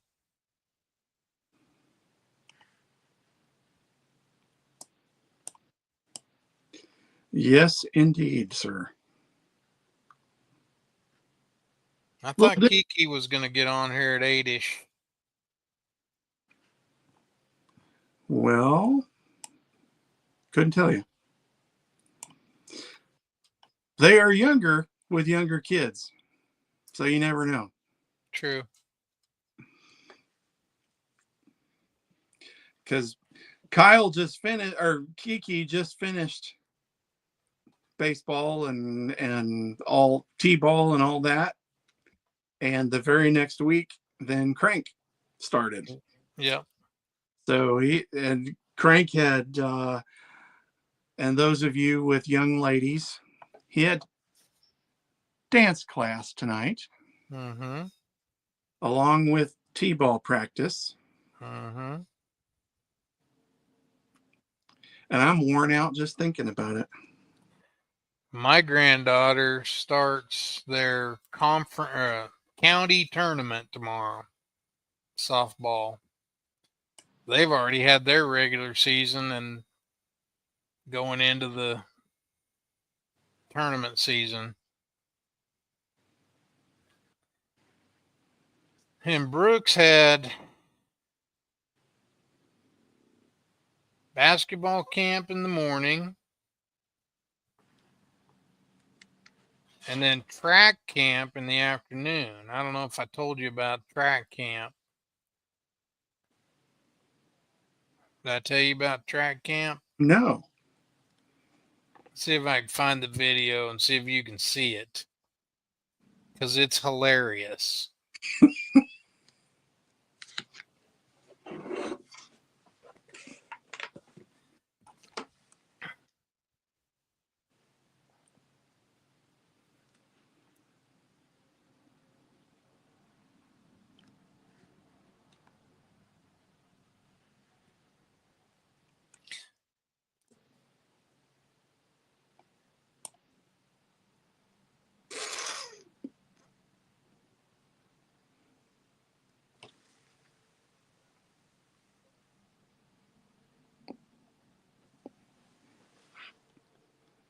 Well, No?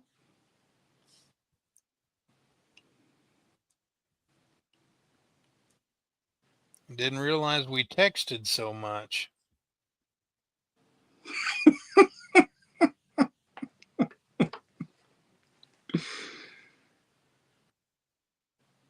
Oh, goodness me.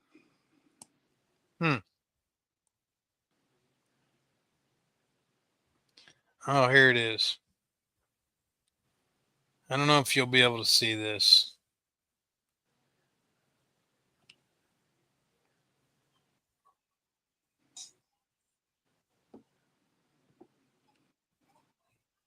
Okay.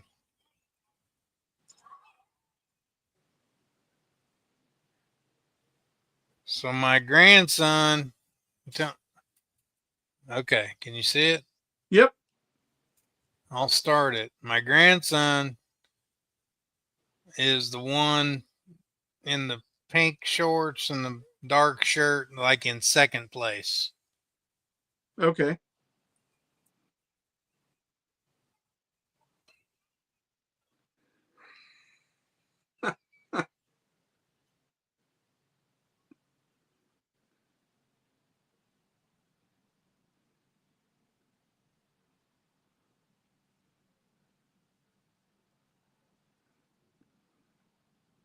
Right at the end. So you got to know him. I don't know if you could tell in the video, but I could see he's very fast. Mm-hmm. And he's also super sweet. Nice. I think he caught up with the kid who's his buddy and couldn't decide whether to pass him or not. He didn't want him to feel bad. Yeah. and then he gets to the end and it's like, he is a little competitive though. So he's like, okay, we're at the end now. I'm going to go by. Awesome. Brett said the same thing. Because Awesome. you could see in the middle of that where he just kind of let up a little bit, and he cracks me up.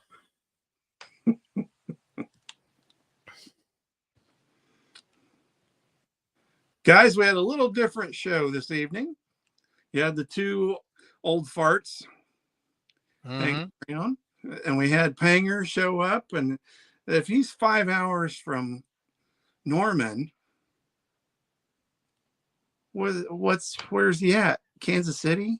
I think so. Probably. Probably he's- somewhere. I He was think out in he's, front of Devin's house. yeah, I think he said he was north of Kansas City or just outside of Kansas City somewhere. Maybe at Bucky's. Is Bucky's open? We forgot to ask him if he stopped at a Bucky's or if he knew. We should have told him, is that Bucky's by the racetrack open? He would know. If he doesn't know, we should have told him. Well, yeah. They had a fun surprise with Go-Go. We're going to have Go-Go and his crew on Yeah. down the road. Devin tells us they haven't even broke ground. So Oh. What are they waiting on? Panger.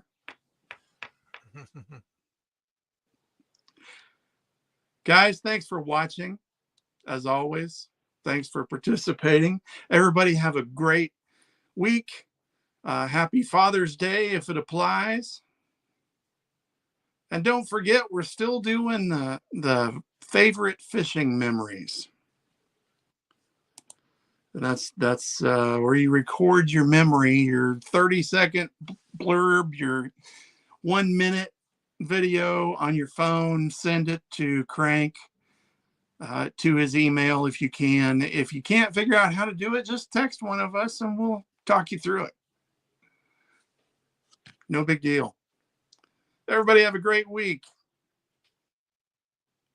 Happy Father's Day, everybody.